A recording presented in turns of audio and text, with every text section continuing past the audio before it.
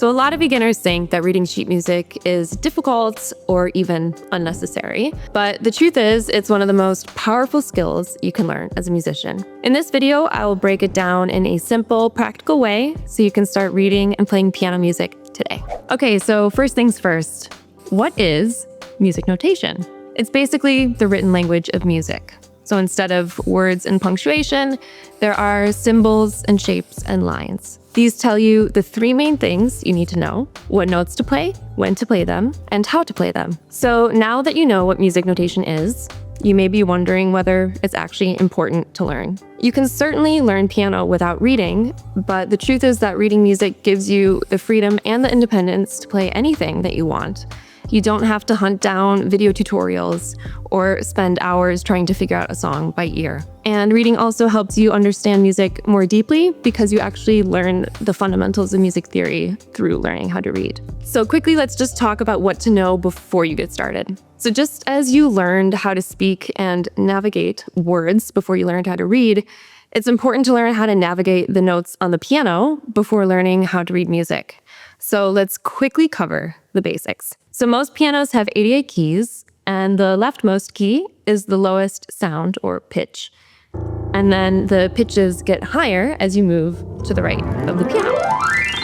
Music has its own alphabet, so to say, with each note having its own note name. And the lowest note on a standard piano is easy to remember because it's the first letter of the alphabet, A. And from there, every white key gets its own letter. So we have B, C, D, E, F, and G. Now, once we get to G, the pattern begins again from A. And this A through G pattern is repeated all the way up the keyboard. And you may notice actually that notes with the same note name sound similar, just higher or lower than each other. The piano can look intimidating at first because there are so many keys, but it's relatively easy to navigate once you know how to use the black keys as guideposts. So the black keys are organized in groups of 2 or 3, with just one exception at the lowest end of the piano. And the white keys surrounding a group of 2 black notes are C, D, and E. The white keys surrounding a group of 3 black notes are F, G, A, and B. So this is always the case no matter where you are on the keyboard. So an important key to have as a reference point is what we call middle C, and it's the C that's closest to the middle of the piano. Okay, so now that you know your way around the keyboard, let's get started reading some actual music notation. So in music, notes are written on a staff, and a staff is made up of 5 lines and then 4 spaces.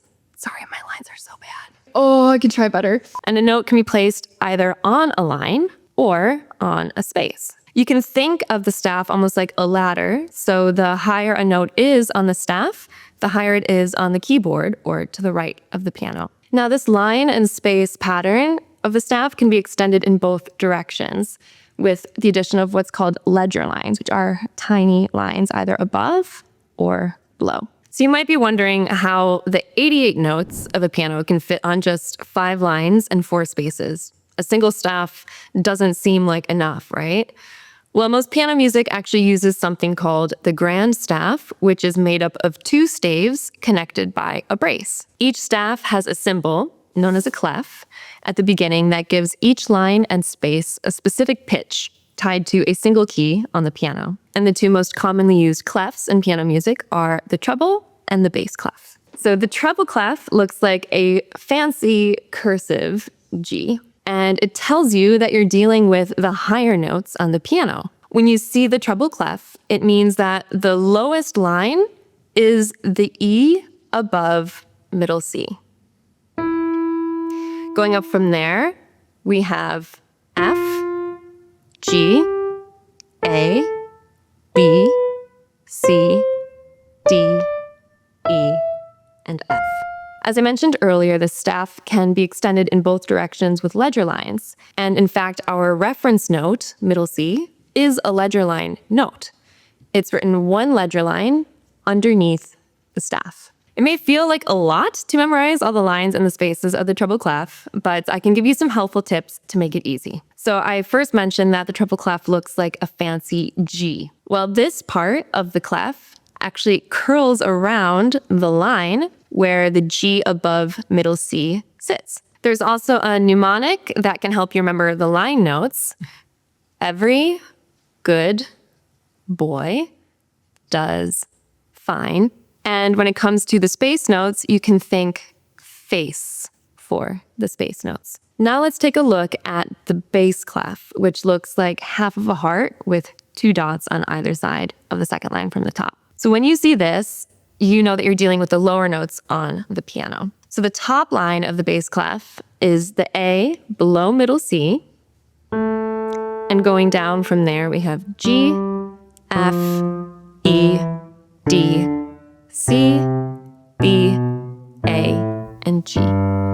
Just as with the treble clef, you can extend the bass clef with ledger lines. Whereas middle C was a ledger line below the treble staff, in this case, it's a ledger line above the bass staff. Now, just a little helpful tip. The notes in the middle of the piano can often be written in either staff, just like middle C. That's why it's helpful to have middle C as a reference point to kind of help you keep your bearings. There's also some memory tricks that you can use to learn the line and the space notes of the bass clef.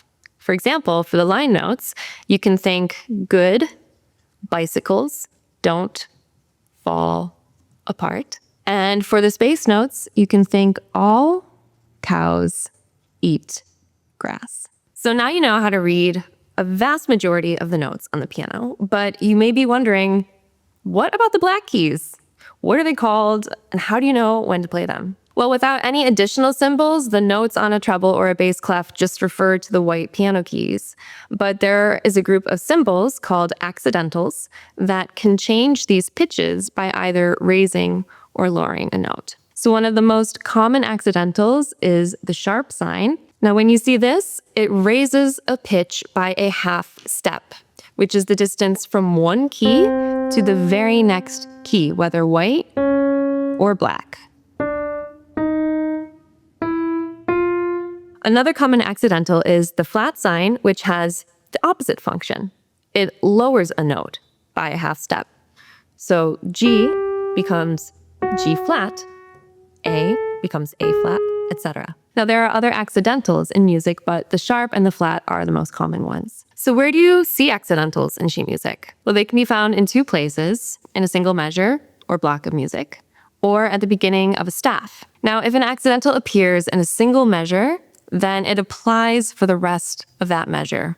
Afterward, the note would return to its original unaltered pitch, like a single F, F sharp, 2 more F sharps, and then in the next measure, goes back down to F. If, however, the accidental appears at the beginning of a staff, then it means that it applies to the entire piece, and it's on you to remember to alter the pitch every time you come across that note, no matter how high or low it is on the piano. So for example, if there's an F sharp at the beginning of the staff, that means anytime you see an F, whether it's in the treble clef, it's in the bass clef, that needs to be an F sharp. Another thing to know about accidentals is that you can cancel them. For that, we use another symbol called a natural sign. And that's doot, doot, doot, doot. Just as with sharps or flats in a measure, a natural sign applies for just the rest of the measure that it's in. One more important thing that usually trips up beginner music readers is that black keys aren't the only notes that can be sharp or flat. White keys can be too. For example, an E can become an E sharp, which on the piano is the same key as the F. This may seem really confusing, but don't stress. It's not really important right now to understand why a piano key can have different names. It has to do with music theory, but that's for another video. What is important is just being aware of it so you know what to do if you encounter it in sheet music. Okay, so now you know how to read the treble and the bass clefs. That's great. But it still may be intimidating to think about sitting down and actually playing a piece of music. You may feel that it will take you forever to figure out which notes to play. Of course, the more you practice reading, the faster you'll get at identifying the notes. But there's also another, arguably faster way to start reading called interval reading. Interval reading means that you don't necessarily identify the exact pitch of every single note. Instead, you read the direction and the distance from one note to the next. For example, notes on consecutive lines or spaces are a skip away from each other, which translates to actually skipping over a white key on the piano. Now, notes that alternate in a line and space pattern are steps away from each other, walking your fingers up the consecutive white keys on the piano. With interval reading, you start to recognize how certain shapes on the page match shapes in your hand, and this helps you to kind of bridge the gap between reading and playing. Okay, so the big takeaway is that when we're learning to read specific pitches or notes on the piano, we focus on the vertical position of the note in the sheet music. If a note is higher in the staff, it sounds higher. If it's lower, it sounds lower.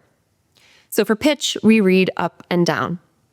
Now, when it comes to rhythm, it's a little different. Rhythm involves note position 2. We read music horizontally from left to right, and that tells us when to play each note. But that left to right spacing doesn't tell us necessarily how long to hold a note. And for that, we have to look at the shape of the note. So let's take a look at some of the most common note and rest values. So not to get too mathematical, but you can think of notes as sort of a basic division. Let's start with one of the longest held notes, the whole note. The whole note looks like an empty circle, or an empty note head, as we call it, with no stem or line coming off the note. A whole note could be broken up into 2 half notes. Now these look like empty note heads as well, but this time they have a stem. And a single half note could be broken up further into 2 quarter notes, which have a filled in note head with a stem. And even a quarter note could be broken up into 2 eighth notes, which are filled in note head with a stem that also has a flag. There are other note values as well, but these are the most common. And each of these has a corresponding rest symbol where no note is played. A whole rest hangs from the second line from the top of a staff. And you can think of it like a whole rest hanging like a hole in the ground. A half rest sits on the middle line, and you can think of it like a half rest sitting like a hat on your head. Then we have this quarter rest and an eighth rest. Okay, so now that we know the different note and rest values, we need a way to organize them. And that is where time signatures and bar lines, or measure lines, come in. So a time signature tells us how music is grouped in terms of beats, and it appears at the beginning of a staff. So it has 2 numbers, a top number, which tells you how many beats are in each group, and a bottom number, which tells you which note value counts as 1 beat. Let's take a look at some examples. So one of the most common time signatures is 4/4. The top number tells you that there are 4 beats in a single group or measure, where we would then close off the measure with a bar line. So practically what this means is that if you were clapping or counting aloud, you would be counting 1, 2, 3, 4, 1, 2, 3, 4. Now, the bottom number, if you turn it into a fraction, tells you that a quarter note counts as a single beat. So that means that 4 quarter notes make up a full measure of music when the time signature is 4/4. You don't have to only use quarter notes. You can use other combinations of note and rest values, but they have to add up to the equivalent of 4 quarter notes. Let's do one more quick example. Let's take a look, for example, at 6/8 time signature. In this case, we have 6 beats per measure. So that means we're counting 1, 2, 3, 4, 5, 6, 1, 2, 3, 4, 5, 6. And that means that an eighth note counts as 1 beat. So a full measure could look like this, or any combination of notes and rests that adds up to the same. And just a quick note, this is actually what eighth notes look like when they are strung together. So instead of having that little flag we talked about earlier, they're actually connected with a beam. Okay, so here's the big picture takeaway when it comes to rhythm. Familiarize yourself with the different note and rest values. And remember the 2 pieces of information you get from a time signature. How many beats there are per measure, which is shown by the top number, and what kind of note value counts as a single beat, shown by the bottom number. Okay, so that was a lot of deep diving into reading pitches and rhythms. And even if you get all of these concepts on their own, it can sometimes feel a little overwhelming to try to put it all into practice at once. But don't worry, I'm going to give you 3 steps to help you organize your reading practice. Step number 1, practice reading with music that's easier than your current playing ability. So if your goal is to practice reading, you want to be able to do that without getting tripped up by other elements of playing, like technique or fingering. So if you can already play a bit of piano, then start simple and try reading songs that are easier than your current level. That way you can really focus on building your reading skills and your confidence. So step number 2, just focus on finding the notes first. Just figuring out which key or keys to play can be challenging enough in the beginning, especially if you're trying to read 2 clefs at the same time. So don't worry yet about the rhythms, just focus on the pitches. And remember that it can also be helpful to have some guideposts in the sheet music, like middle C, as we talked about earlier. Lastly, it's totally okay to start reading hands separately and to wait to put your hands together until you've learned the notes. Step 3, add the rhythms. So once you know which notes to play, then you can focus more on your timing. Listening to recordings can help familiarize you with the rhythms, but don't feel like you have to start playing at the same tempo as these professional recordings. Start slow, and you can gradually build up your speed as you get more confident. So if you find it difficult to coordinate the rhythms of both hands, try playing one hand along with a recording of the song, and then you can switch and play the other hand.